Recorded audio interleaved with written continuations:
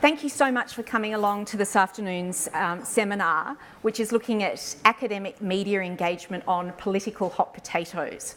This is an initiative of the 3 grand challenges that we have on foot, and I'm delighted that we have each of those grand challenges leads with us, as well as Ben Doherty, who's a journalist from The Guardian.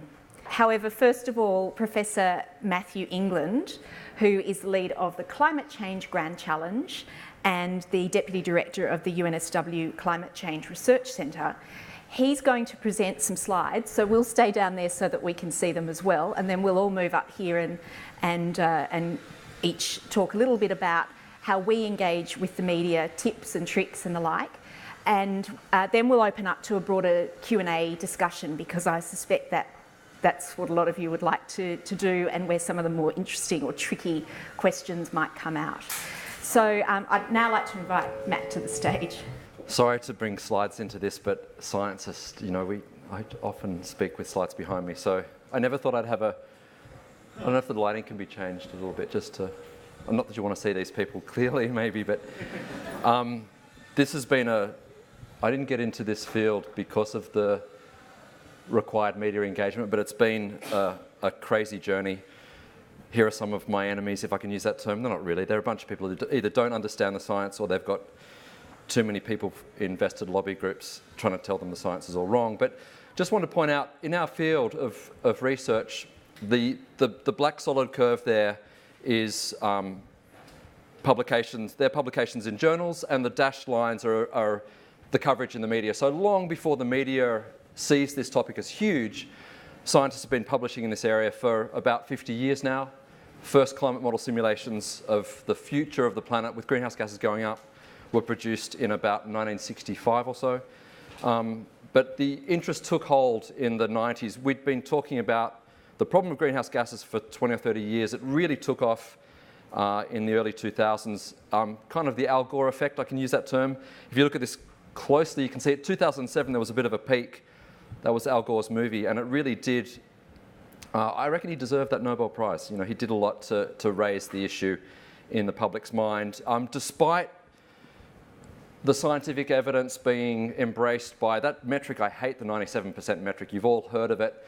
The question posed is, do you believe there's an anthropogenic signature in the 20th century record of surface temperature change? That question, it's a bit like the Republic question we had a few years ago. Do you want to have the coin? Anyway, it's a question that 97% of scientists said, yes, we agree. If you ask those scientists, are the emissions of carbon dioxide a problem for the planet, there'd be 100% there.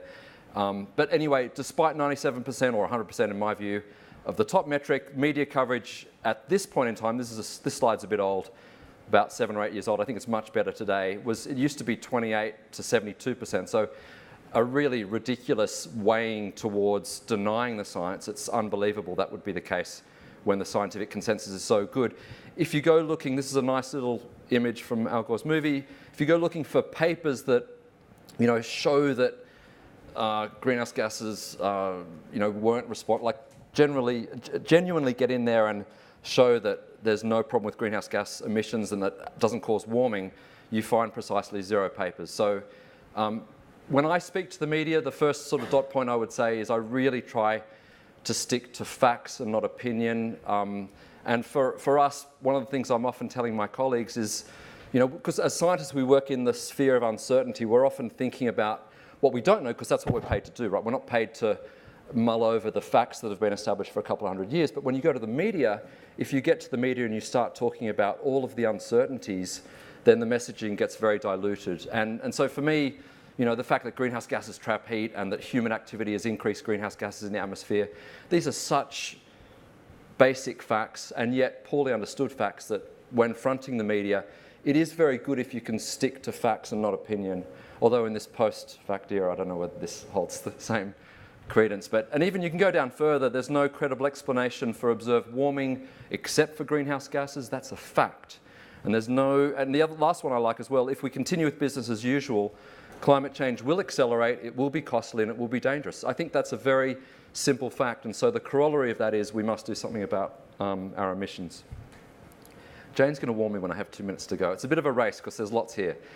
Okay, so as a climate scientist, for a while there were relatively few of us who were able to speak to the press. I say that because our colleagues at CSIRO and the Bureau of Meteorology were more or less muzzled from going to the press. They had to go through loophole, approvals that took 4 days, and by then the media cycle is well past. And as a university academic, it's been really nice just to be able to speak to the media without fear of any repercussions. There are repercussions, I'll get to those in a second, but freedom of speech is a wonderful thing for academia, and hopefully everybody in the room here enjoys that. And so you could step away and say, I don't want to go to the media, because if you go through these dot points, fears of misrepresentation, it does take time. I've lost whole weeks of work just on a single media issue because it's gone ballistic, and there's been follow-up press, and the conservative press go against the science, and then you need to battle that. And so lost a lot of time on this. It's not, in a way you can say it's not your job. That's published in the peer-reviewed journals. Why put yourself out there? Just hide away as a scientist and stick to doing the science in the peer-reviewed journals. But that's really short-sighted an approach. It's understandable, actually, because it is nice to hide away when the media is brutal. But we are funded by taxpayer funds to do research, and we generally, everybody in this room, are probably working in areas where you find things that are important to society. And if you keep those findings away from society, I think you're doing a disservice to the public, because you're actually hiding that public-funded research away from the public's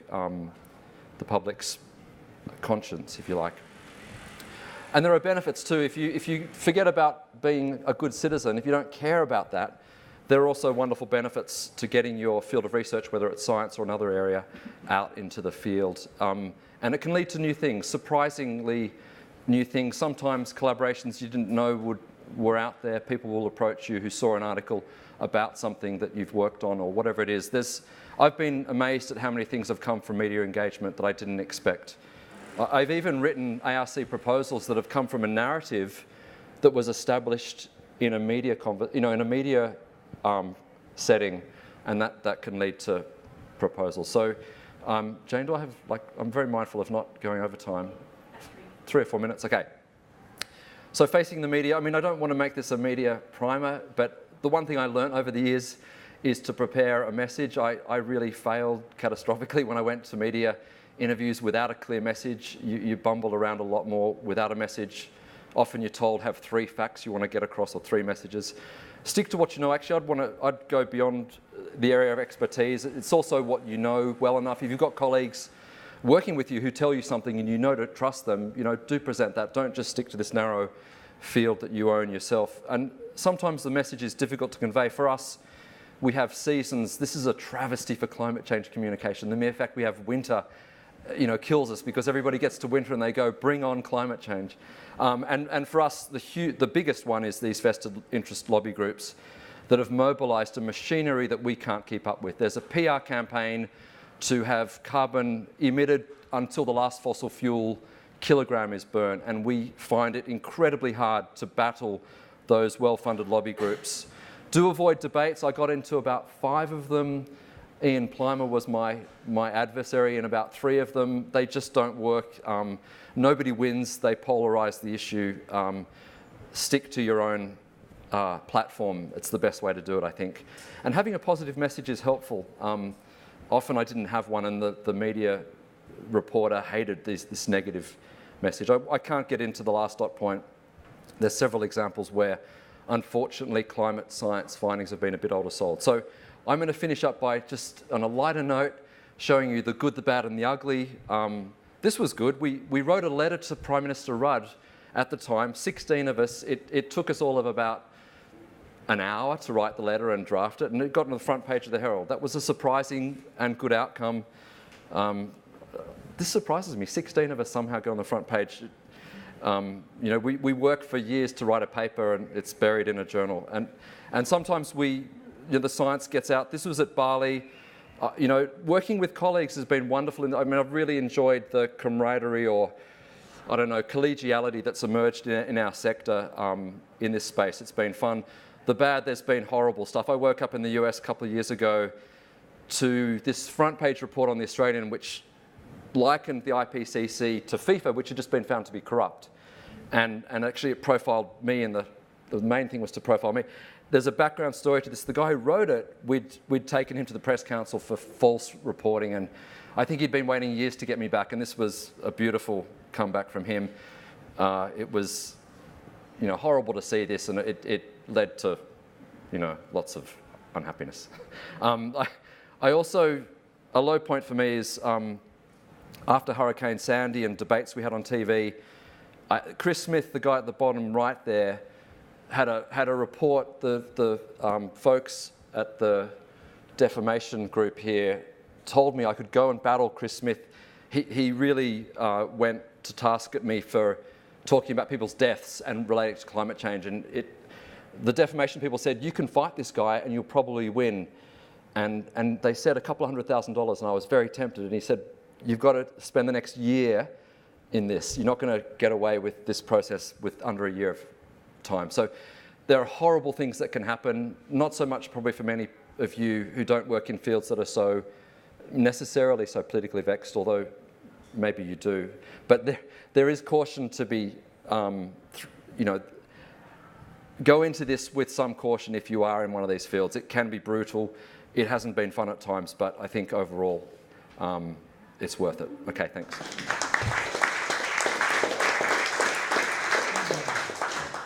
Matt, thanks very much for that. That's an excellent start, I think, and springboard for the rest of us. While we're all up here, I'll just introduce, we've got Professor Richard Holden at the end, who's one of the co-leads on the Grand Challenge on Inequality, together with Professor Ros Dixon. And Richard's a Professor of Economics. Ben Doherty, a journalist from The Guardian, who's going to, at the end, give us a media perspective. There's not one media perspective. And I didn't introduce myself. I'm Jane McAdam. I'm the lead of the Grand Challenge on Refugees and Migrants and director of the Caldor Centre for International Refugee Law. So I'll now turn to Richard for your remarks. Sure. Thanks, Jane. And thanks everyone for coming along. So as Jane said, I'm, for my sins, I'm an economist. So I don't talk about things that are as important or have as much gravity as Matt does in the press. And maybe things that are even less lent to certain facts. I mean, there are some factual things in what I do, like, the ABS said today that unemployment went down to 5.7%, but no one knows if those numbers are really true. But those are the sort of levels of facts that we get to. I think I've kind of learnt three things that have helped me in talking about issues that can be a little bit hot button and seen as political and seen as partisan. So one of the things I did, for instance, was wrote a report for a think tank about how to reform negative gearing. And one side of politics quite liked that, and another side of politics really didn't like that very much. So my first thing is to say, if you're going to get into these issues, I think it's great to, I encourage you to, but learn to have a bit of a thick skin about it if you possibly can. So when I got a call from a journalist at a major newspaper that said, the Treasurer's got 4 people in his office going through your report line by line trying to find mistakes, and they want to know about this number, and I'm in a taxi at this point without a report in front of me that I'd written 3 months before. There's this number, 25.6%, and they want to know whether Treasury leaked that to you because you couldn't possibly have known that number ahead of time. And so I had and I was freaking out while this question is going. The Treasurer's got 4 people working on trying to find mistakes, and I know they're in there somewhere, right? And so that one I luckily had a good answer for. I said, sitting in front of a computer, Google Australia tax share of GDP. What's the first thing that comes up? And he says, this thing. I say, that's the source for it. So no, I didn't talk to anyone at Treasury. So I was lucky that they didn't turn anything up. But that nervous moment sort of made me think, well, one of these days, one of these people with a hit squad is going to find me out, and I better be prepared for that. I think the second thing is that it's useful to figure out what your brand is. You're going to be perceived as having some kind of brand, whether you like it or not, and it's not going to be, you don't get to really write it, but it's going to be some kind of soundbite level thing. So I could probably get called many things, but one thing that people will say is I'm the sort of relatively centrist economist type, or something like that. And that's kind of how I come across on a lot of these things, and that's how I perceive myself. But I think you want to know that people will think of you through a certain lens and look at you through a certain lens, and understanding what that is. If you can shape that, so much the better. Let me know how you do it. But sort of be aware that people are going to see you through a fairly unnuanced, fairly straightforward lens, and it's important to understand. I think it's important to understand that. Next thing I'd say is think about if I could call it this, the advocacy thing. So as I say, I'm reasonably centrist on most economic issues, but that doesn't mean that I'm sort of in the middle ground on everything. So I'll sometimes say things that are extremely critical of the current government, and sometimes I'll say things that are extremely critical of the opposition. And maybe just because I say things that are critical and never say anything that's nice or positive, but it probably reflects the fact that I've got some sort of view about what I think makes the economy work well, and sometimes either side of politics kind of violate my sensibilities about how I think that works. So I get some latitude because I don't always say the Liberal Party are terrible on this, and here we go again with the Liberal Party being terrible on this. Sometimes I say, as I've said, that they've got the wrong approach to negative gearing and they're not doing anything about it, and I rabbit on about that. But I've also said things that are quite positive about some of their plans as well. So that works for me because it's authentic. It's what I believe. So I can be sort of centrist in expectation. You know, sometimes I'll be more on the left, sometimes I'll be more on the right, and I sort of come out roughly in the middle. Other people find it better to be sort of in the middle on everything and do it that way. But I think you probably, if you want credibility, you probably want to guard against being seen to be an advocate. So the thing I ask myself from time to time on some issue as a check to see whether I am becoming too much of an advocate in my mind is, what evidence could I be presented with, even just in theory, what evidence could I be presented with that would change my view about this? And if the answer to that is there really isn't any, then I think that's my test for whether you're an advocate or not. If there's nothing that could change your mind about something, you're an advocate, and that's fine. There are plenty of people who do great work being advocates for things, but that's not going to gel well, I think, with the kind of scholarly view and representing scholarship. I think the last thing that I found helpful is just to figure out what your voice is, the sort of way of communicating. So, you know, if you read, say, Paul Krugman's columns, he has a particular voice and it comes across and it's authentic and it works for him. You know, Julia Baird has a certain voice, or Maureen Dowd, you know, has a certain voice, and that works for them. And I certainly found it very helpful as I was learning to write op-ed pieces in print, to sort of experiment a little bit and do a lot of reading of how other people write and find what parts of various different authors I found kind of worked for me and expressed my voice.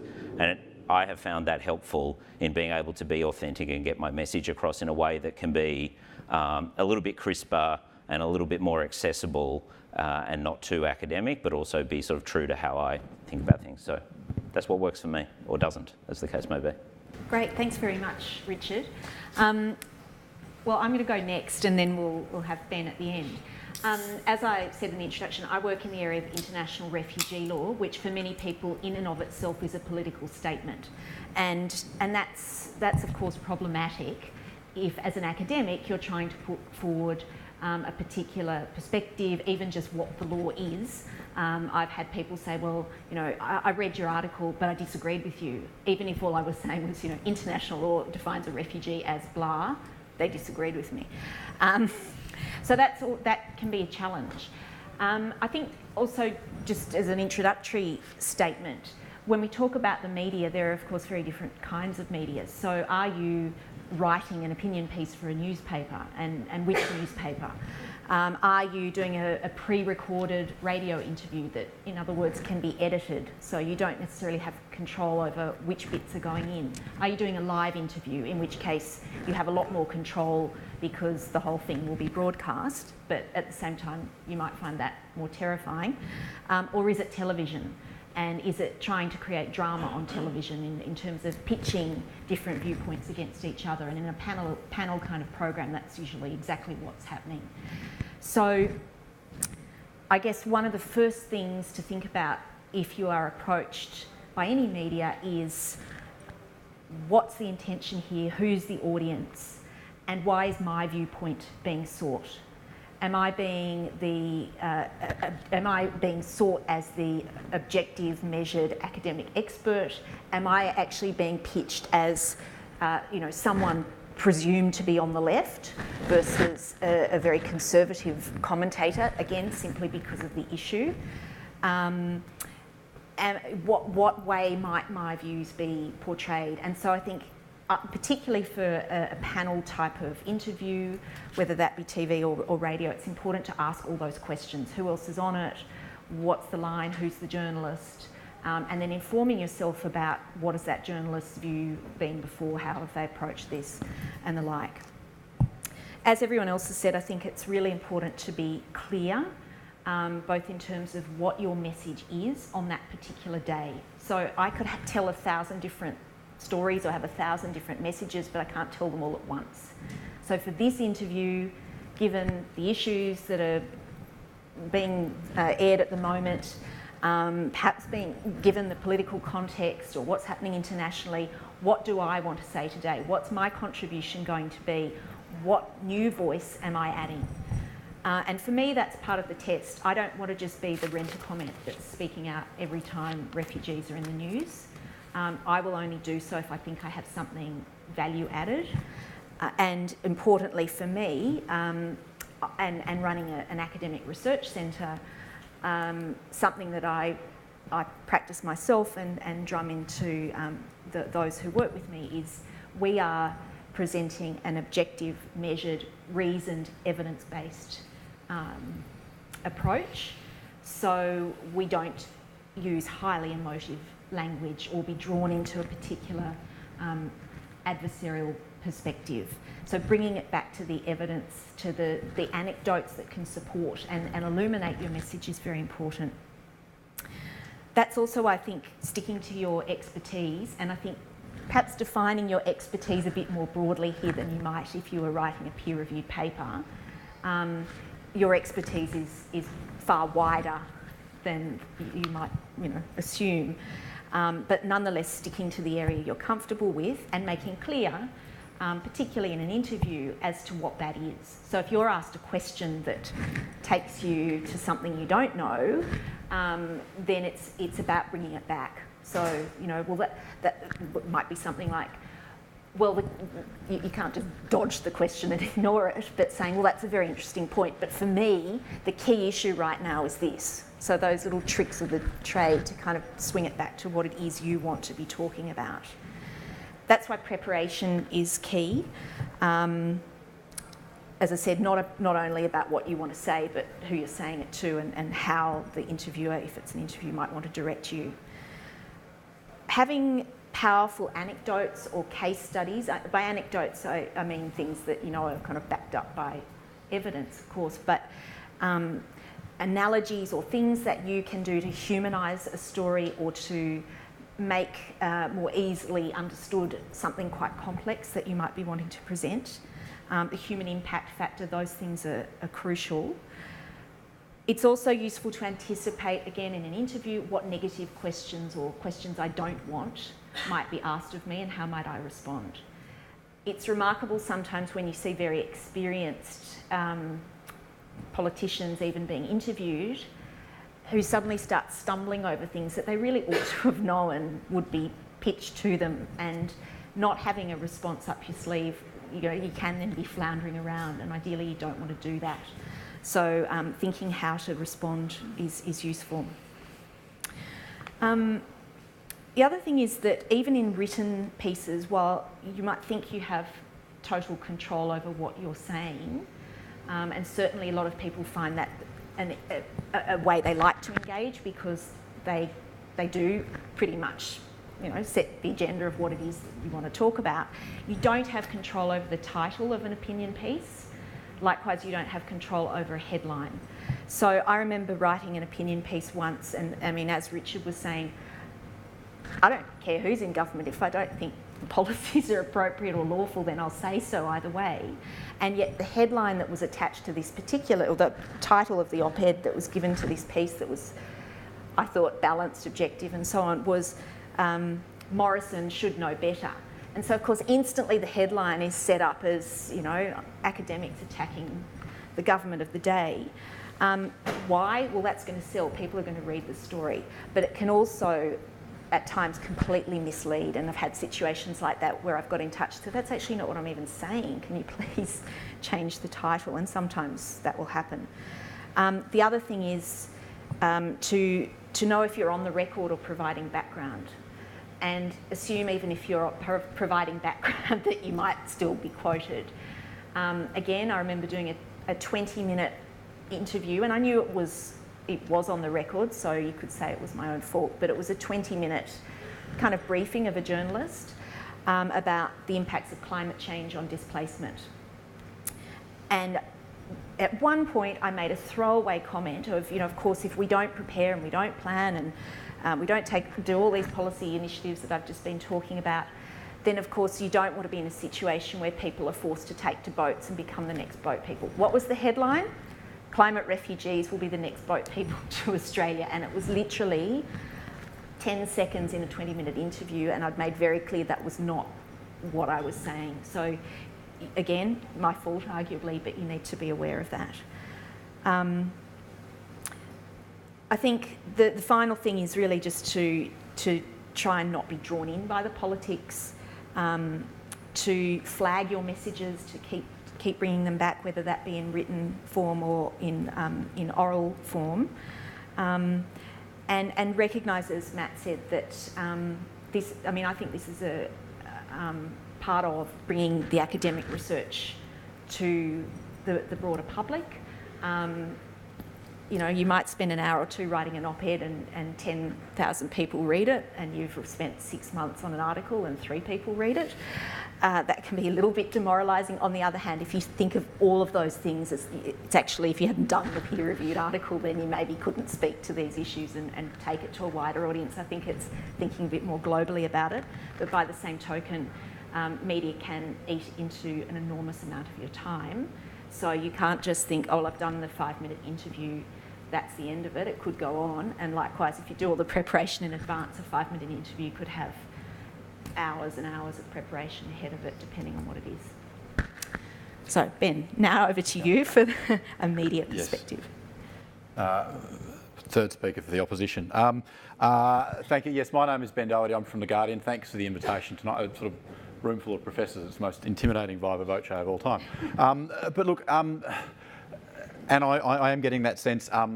Look, the politicisation of academia and of science in particular, I think, is a hugely current issue, and I think it's really important that we sit and talk about it. And to sit here with an economist, a climate change scientist, and someone in refugee law, we've kind of got the axis of evil, I suppose, the holy trinity of controversial and highly politicised issues. I would argue that the kind of the relationship between journalism and academia has really never been more important. We live in this post-truth world of alternative facts, and often what a journalist is looking for when they're going to an academic for comment, or they're reporting on an academic paper, is looking for that voice of authority that sits above the political infighting. And I would argue it's terribly important for academics to realise where they kind of sit and the way academics are viewed in the journalistic landscape is, we've got the politicians who are going to abuse each other with the vituperation and the ad hominem arguments. Academics wading into that. One, the politicians are better at it than you guys and will tear you to pieces. But also, that's not what you're there for. You've been sought out for your professional opinion, your expertise, and the fact that you're seen as being independent of the debate. Having said that, journalism and academia can be a sort of awkward fit, and I think everyone here on the panel has sensed that academia is often about slow and steady and methodical, objective research, and journalism, and often and too often, I might argue, can often be reactive, can often be emotive, and can often be grabbing for the sensationalist headline, as in the anecdote that Jane presented, rather than kind of observing the broader argument. A couple of broad points.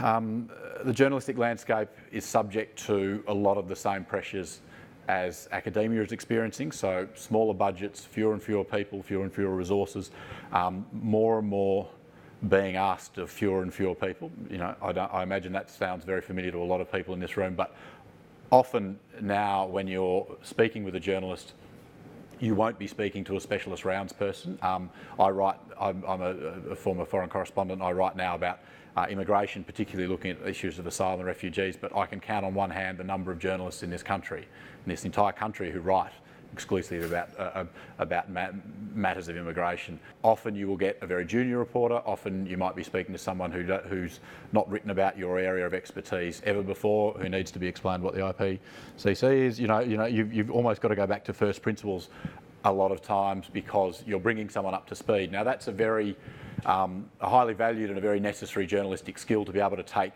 a complex and nuanced issue, one that might have a great deal of historical and legal and scientific background, to be able to sort of condense that into, a 40-word lead on a story, or a 140-word headline if you're writing for the Daily Mail. But that idea of being able to distill the most prominent, most newsworthy, most arresting fact is a kind of fundamental part of journalism, and I appreciate that can be a frustration for academics, that the nuance and complexity of issues can be lost amongst that absolutism. But that is, I would argue, the sort of nature of the beast in a lot of ways. Journalism, first draft of history sort of thing. What we're trying to say is, for tomorrow's paper or for the website this afternoon or for tonight's bulletin, we're saying this is what's happened, this is important, and this is why you need to know about this. And we might have 400 words, we might have a minute 30, we might have 30 seconds to be able to explain what is a very complex issue. So journalism, by its very nature, is often an exercise in reduction, and I appreciate that can be very, very frustrating for academics. But again, I would just go to kind of an awareness and a consciousness, I suppose, of why you're being sought out for comment by journalists, and that is, one, you know what you're talking about, or you should. And I would argue, and this is a point that's been made by people up here, that if you don't know what you're talking about, or this is not your area, I think you should feel very free, that you don't feel compelled to comment. Oh, the journalist on the phone, I better say something. Say, look, this is not my area. Perhaps you should speak to X down the corridor at another institution, or, don't feel compelled to speak about something that you don't feel is your area. The other reason you're being sought out is you're articulate. Most of the time, and the idea is that you're able to express yourself, you're able to condense complex ideas and express them succinctly. And again, I would urge that being concise is a real skill. I would argue that if you know you're doing an interview, a couple of key words, a key phrase that you want to use that can work for what we call a grab or a soundbite that works for the journalistic length of space and time that we've got. And the third element is you're seen as independent, and I think your tone is so important, that you're not seen to be sort of part of the political debate, that you sit above it and you're an objective voice. I would appreciate, and I think it was you, Matthew, who made the point about, or might have been you, Jane, about commenting on everything, and I think there is a risk sometimes of becoming sort of overexposed, particularly if you're being sought out to be the kind of counterweight to a conservative commentator and you're seen it, and all of a sudden you're the kind of left wing or the right wing, depending on where you sit, the sort of rent a quote, that I think is not particularly helpful for journalists. It sort of gets us out of a tight spot because we've got a voice on the other side, but in terms of promoting an argument and prosecuting an argument, I don't think it's particularly helpful. And look, I've just been writing notes that have gone here. The other thing I've written is about hard questions. The interrogative, the difficult question is not because I hope it's not because we're nasty people and we're trying to trip people up and trying to make life difficult. It is part of the job. It's what we need to do to sort of explore within the parameters that we have as fully as possible an argument as possible. We need to put the counterfactual. We need to challenge what we're being told. So don't take it personally, unless it obviously is personal, like that op-ed, which was way out of line. But yeah, generally journalists are committed to their jobs. They're trying to do the best job they can do in often difficult and sort of straitened circumstances. So it's rare. I would like to think it's rare that people have got axes to grind and those sorts of things. I was kind of thinking there's sort of two scenarios that academics will face: is one being rung by a journalist, and two is the other one getting, having done a piece of research and seeking to put it out there. Do you want me to speak to those, or should we go to questions and we can address those? Okay, look, very quickly, you get a phone call from a journalist asking you to comment on an issue. There's an issue happening. Budget comes down. Is the bank levy a good idea? Is that you don't need to talk straight away. Journalists are on a deadline, and you're going to have to do it reasonably quickly. But if someone rings on the phone and you say, look, can you give me a couple of minutes to think about my thoughts about that? You can put the phone down, scratch down a couple of key points you want to make, call them back, get them to call you back. You can do the interview that way. For print, increasingly, this can work because of the speed of email communication. If it's easier for you, if you're worried about being misquoted, perhaps it's a journalist you haven't dealt with before, you can ask for questions in writing and you can respond in writing. That obviously takes a little bit more time, but it gives you, again, a chance to think about what you want to say and to express it in a kind of fuller way, because, as you'll no doubt be aware, if you ever tried to transcribe an interview, people never speak in full sentences and there's full of ums and ahs and those sorts of things, and I'm as guilty as anyone of that. I will often, if I've done an interview on the phone and I've taken notes, I'll often say, look, can I just check the quotes I intend to use with you? And I will often send back saying, this is, is this an accurate reflection of what you told me? Is that, I will never, and please don't ever ask me to do this if I ever interview you, send you the article I'm going to publish. Don't ask a journalist, please, can I look at what you're about to publish, because I will say no. But I'm happy to check quotes to make sure that they're an accurate reflection. Now, often, journalists might not have time for that if they're on a very tight deadline, but that is something that isn't. I think can be helpful to make sure that things are an accurate reflection. Obviously, with radio, they need your voice, so you're going to have to find a phone line. With TV, you're going to have a bit more time because they've got to get a camera crew to you, so you can kind of collect your thoughts that way. And again, with print. There is obviously the time to do it by email if that is something that's more suitable. Takes a bit more time. If you want to get it over and done with, then straight down the phone. Most journalists have got reasonable shorthand, and you can be reasonably confident most of the time of not being misquoted. Rather, the other option, the other occurrence, of course, is that you've done a body of research, you've done a body of work, you've spent many weeks, many months, potentially years putting this together, and it's time to sort of let your little baby out into the world. And that's a kind of intimidating thing sometimes, and it does involve a little loss of control, I suppose, that you've had this thing and you've looked after it, and this is a very important piece of work for you and for your career, and it's now going to go out and it's going to be, it's going to be interpreted and read and read by others and necessarily reduced for public consumption in the media. So you need to be prepared that it's not going to come out as a perfect reflection of absolutely everything that's in your 20,000 word paper or your 5,000 word report. Ways to find media coverage. Look, the media is a strange beast and a hard thing to control, and even people in the middle of it find it hard to know which way things are going to go. There is a certain bloke living in a certain White House in Pennsylvania Avenue who has just corrupted the media cycle entirely. We have big exclusives ready to run in the morning, and he will get on Twitter late at night and change everything, and the entire world changes shape. So it really is an unpredictable beast, even for people who are right in the middle of it. So that can be a difficult thing. I think it's really important, and I think from both sides of this equation, academics and journalists, I appreciate I'm going over time, I will wrap up, can do a lot to sort of build relationships before there's a story to talk about. Seek out journalists who write about your area. We love coffee as a rule, sit down, have coffee with us, talk about the issues, things you've got coming down the pipe, things they've got coming down the pipe. Establish a bit of a conversation, invite them to the events that happen. I mean, there's so much knowledge that exists in universities, and so often they remain within the walls. I think establishing those relationships so that they exist when there's an issue that comes up or there's a paper that you're putting out, puts you on a very firm footing to be able to get on the phone to someone or an email saying, look, we've got this coming down, we thought this is in your area, we thought this would be interesting. And there are ways around timing, embargoes, all those sorts of things. I can go into much more detail. I realise I'm pressing up against my time, so we can talk further about that. Thanks so much, Ben. And actually, I should just say, of course, the UNSW Media Office is there to try and assist you to get research out there. They'd love to help promote your research, know when you want to speak on an issue. So part of that is liaising with them. And also they can provide media training too, which is very useful if you haven't already done that. So we've now got time for questions, and I believe we've got, yes, some roving mics. Thank you, that was very interesting. I'm Tom Denson from Psychology. This is an oversimplification, but I divide Australian media into two camps. There's the sort of Daily Telly, Sunrise camp, and then there's the Sydney Morning Herald and the ABC, SBS, and that sort of thing. And I've talked to both of them, and I enjoy talking to SBS, ABC, that sort of camp. I think they're very good, they're very accurate. But the other camp, they're the ones who write these inflammatory headlines. They want you to say inflammatory things.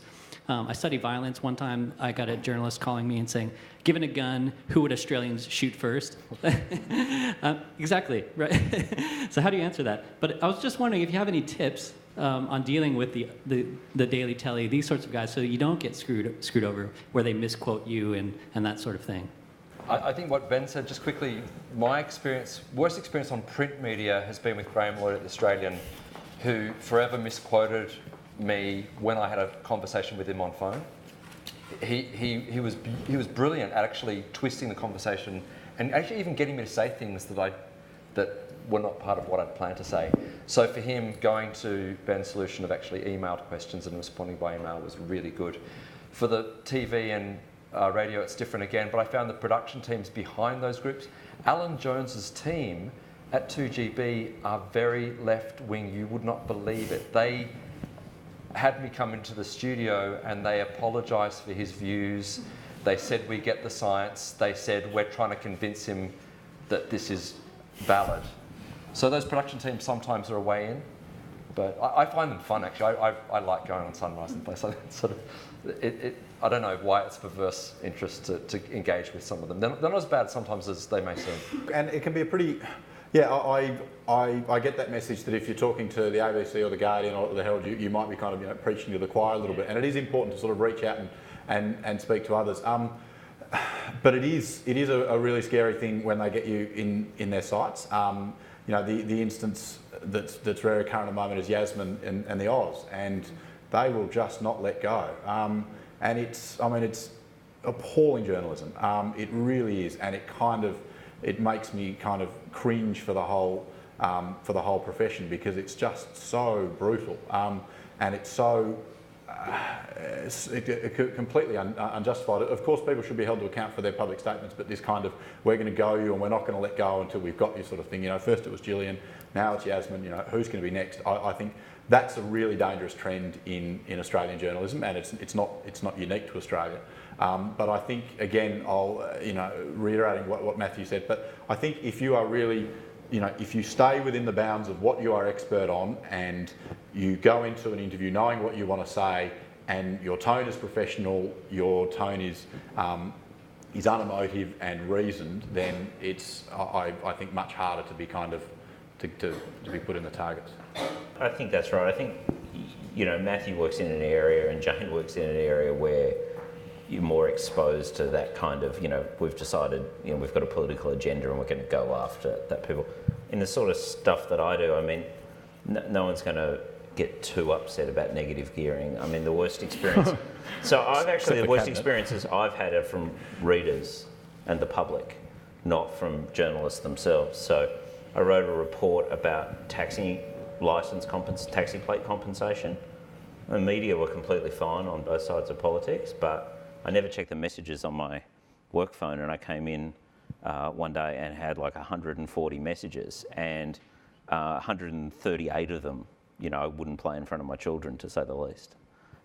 So, there's always someone out there to offend, I suppose. Audience engagement. But look, that's another thing. The sort of democratisation of media has meant that it's much more of a two-way conversation now, and you'll notice on lots of articles we have below the line, people come in and comment and that sort of stuff. On an op-ed you might write on those things. Sadly, the tone is not what you might hope below the line. Like, they can be a pretty brutal place, and there's some fairly frank self-assessments going on there. So be prepared for that.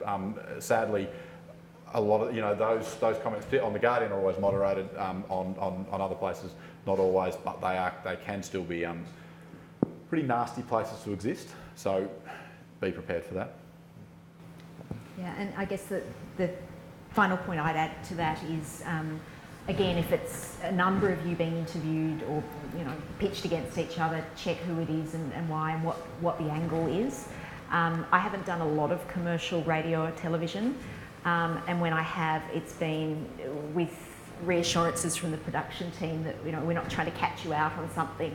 And in fact, one that I did, I practically fell off my chair at the end when the interviewer said, well, we'd just like to congratulate you on the excellent work you're doing on this issue and thank you so much. Hang on, what channel? So that was a fill-in presenter, mind you, but there can be surprises, but I guess you can't control what, if there are tweets coming up or headlines, you have no say over it. So it's really being as measured, objective and unemotional as you can be. Thank you, everyone.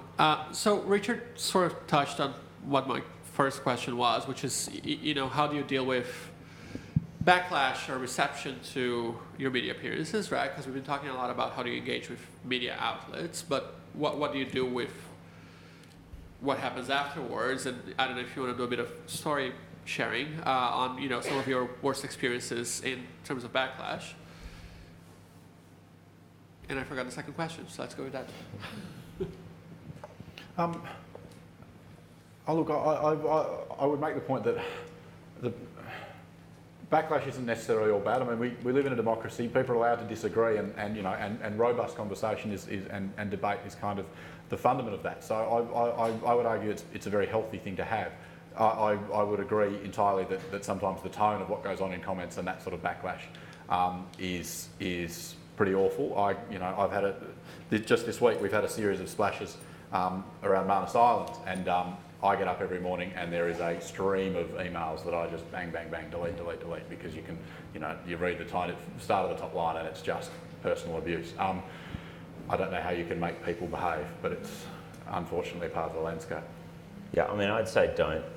So for a long time I used to read the comments and then I stopped.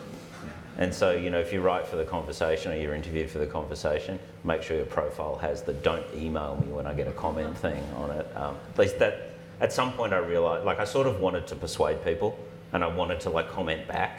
So no, I can convince them and just But sometimes somebody might write something in the conversation. It's a good example where they're really supporting, that they've got they're actually just somebody on the street, but they actually put an argument forward that's very good, and they're supporting what you've written. And I think sometimes I've gone in there and tried to engage with those people because they're fighting the good fight, if I can use that term.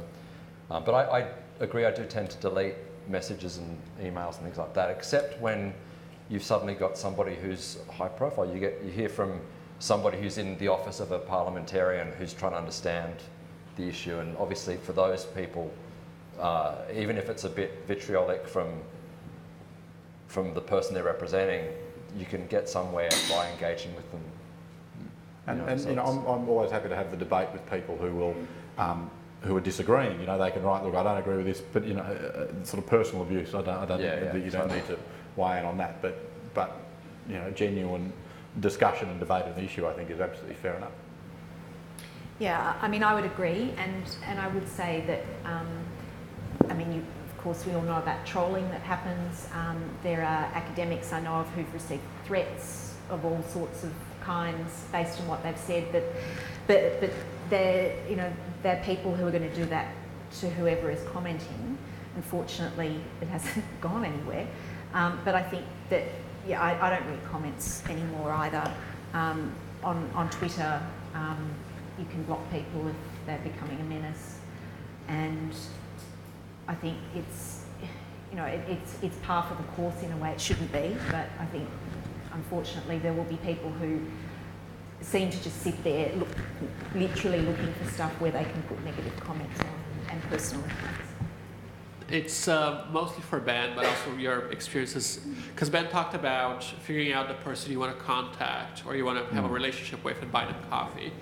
That's fair enough when you're doing, economics or science and environment or immigration, but a lot of academics are doing less mainstream attention kind of fields. So, and as you were saying yourself, right, it's not that often anymore that a journalist is going to have around.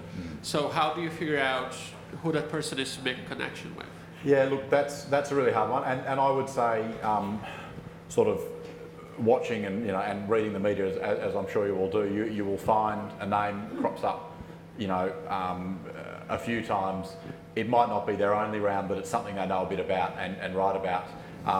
If you don't know who to go to or who might be interested in a paper or a piece of research you've got, I would say, yeah, go to the UNSW media office or your institution's media office. They will have contacts and ways in. If you know journalists whose field it's not, you ring them up and you say, I've got this paper, I know this is not your area, but is there someone who does write about this or who might be interested in this? It can be tricky, yeah, if your area of research is particularly esoteric, and as you say, fewer and fewer rounds people around, it can be hard to find the right person. If I could just add to that though, that often it's a case of finding a media hook. So it could be that you're working on something that, if you can just find that current news story as the way in, that might be the point that gets you over the line, whereas to just say, I'm writing this fascinating paper, if you can find that link for the journalist, that can be helpful. I find invariably that somebody else, we've got a media person at our centre because it's such a media intensive topic, and Alvin invariably finds a hook for us that we don't see. We go with a piece of work and we think this is the main story, and he finds something buried further down, and he's always right actually. He sort of knows a lot more about what will catch somebody else's attention, which is, I mean, you're not attention seeking, but it's nice when these things get released that you get some media coverage, and he's really good at finding what the media would find interesting. Hi, I've got a question and a comment. I'm a former journalist and I now work with academics, getting them to engage with the media. So I think, there's some really good stuff that's come out today, really interesting points. I think for a lot of academics, it's really important to work out what media, what channel, what form of media you want to work with. Now, Richard does a lot of writing, he also tweets, there are a lot of, you have to find out what suits you and what people you like to work with. And I think there's not an obligation on every academic to do media. There is an obligation for them to publicly engage in some way. And whether it's in a forum like this or whether it's through the media, I think it's a really important thing that you socialise the research you do. My question actually is a related topic, but I'd be interested to know how you feel about providing platforms in universities for what may be seen as alternative facts or things that go against the prevailing wisdom. So you might have Lord Monckton coming to UWA as he did 6 or 7 years ago, or Anne Coulter, I think, at Berkeley. Do you think universities have a role in providing a platform for those sort of discussions? Yeah, it's a tricky one. The sort of freedom of speech makes me think, yes, let them speak somewhere. In a way, as an employee here, when the climate... I remember when the UWA issue actually danced around, and actually, who was the fellow from Denmark, this Danish denialer, I forget his name. It's good I forget his name. Anyway, universities were, I think the government pressured somebody to make an appointment for him, and each university progressively had pressure put on them not to make this appointment or not to have a speaker speak at the university. And I think I would tend, UNSW was never in that position, but if we had somebody hiring out a venue here with those anti-climate science messages, I think I would do my best to make it not happen. I wouldn't stop them speaking in the town hall or whatever, but that's my view, but others may. That's for my particular field, I feel strongly about it, but for other fields you may not have the strong reaction that we have in climate science. Yeah, I mean, I think the Anne Coulter one is a particularly good one to sort of counterpose with that. So I disagree with almost everything that Anne Coulter says, but I was pretty, now I was thinking, I can't think of something that Anne Coulter has said that I agree with. But I was pretty taken aback at the idea that she can't give a talk to a group of campus Republicans at, the birthplace of free and open discussion at universities in many ways. And so I understand Matt's perspective, and it drives me nuts when people deny climate change, and I don't work on it. I'm just a citizen when it comes to that. And I think we can all think of examples, and we don't need to mention them, that are obviously over the line, where for decades and decades we've not been willing to tolerate certain kinds of speech. And I think it's good in Australia that we draw lines about what's acceptable and unacceptable speech. But I think there's also a concern that one can go too far, either about issues on the right or the left, that we're simply going to shut down. So I think it's an evolving thing, and it's a difficult set of questions. Yeah, and I mean, certainly I think part of the grand challenges, for instance, is to generate debate and have discussion and different viewpoints. I guess if we come back to the climate science, there's, or alternatively someone who's trying to incite violence or that sort of thing, I think, freedom of speech is not absolute, and so there's a boundary somewhere there that has to be drawn in the individual case. But also, I think universities have an obligation to be enabling a space for discussion, but also ensuring that, to the extent that something is just has been totally debunked, that it's not providing a platform where something might look, misleading information might be being presented as rigorous academic research. So I think it depends on the particular situation. And it also may depend, again, in some cases, on whether people have a platform elsewhere that they are readily speaking from. So, yeah. I don't know if you want to add anything, Ben. Hi, I'm Karen Fisher. I'm a disability policy researcher. On a related thing, can you talk about what you think is our obligation in terms of debunking alternative facts? So I was surprised, Matthew, that you said don't engage in debate. And I think one of the things that we're, as academics, quite pathetic at doing a lot of the time is actually taking people on when we have evidence, and the debate or the popular meme is opinion. Yeah. And I think particularly this university, we're not very good at actually raising the debate higher or raising the dialogue higher, and I wonder how we can do that in an engaging way. I mean, partly the problem is that our original material, our evidence, a lot of it's quite boring in its original form. How do we make that entertaining but still evidence? Yeah, so when I mentioned debate, what I meant was a debate where there are two people standing up on a podium. For climate change, that already gives this impression there's two sides to the debate, that it's kind of even and so on. And the ones I went in, actually they did exit polls there was a really good example in the US where some of the most brilliant climate scientists, Mike Mann and a couple of others, debated against some contrarians who were really, judging their careers harshly, they were really failed scientists. They were people who really didn't make it. They barely published a paper, but they had a PhD in something that sounded like it was like climate. And but they were brilliant orators. And the exit polls from this debate that was seen by about 1,000 people is that, they went in there sort of 50-50 and came out doubting the science, right, a bit more. It went sort of 60-40 towards the deniers.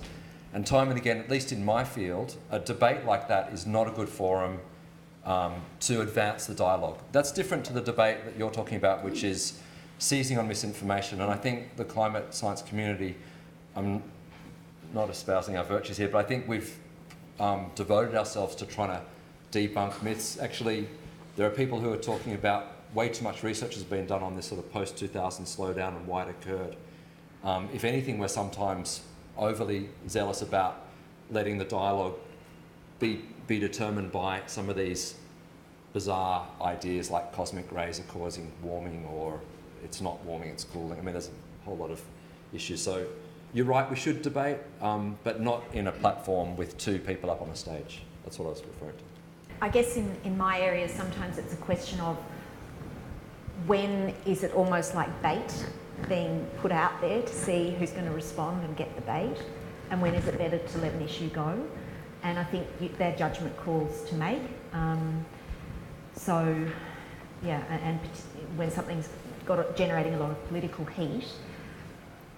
As I said at the start, unless I've got something that I think can bring in a novel perspective or take the debate in a way that it's not going, I don't just want to be another voice in the crowd sort of saying, oh, this is outrageous, we've got to stop doing it, whatever it is.